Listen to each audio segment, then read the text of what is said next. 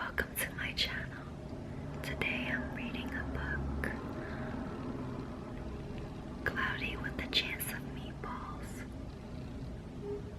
Let's get started.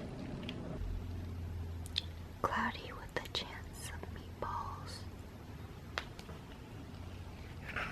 We were all sitting around the big kitchen table. It was a Saturday morning, pancake morning. Mom was squeezing oranges for juice. Henry and I were betting on how many pancakes we each could eat. And Grandpa was doing the flipping.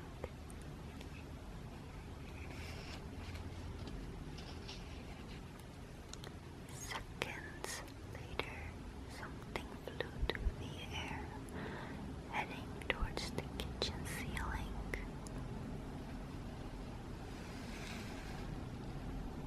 And landed right on Henry.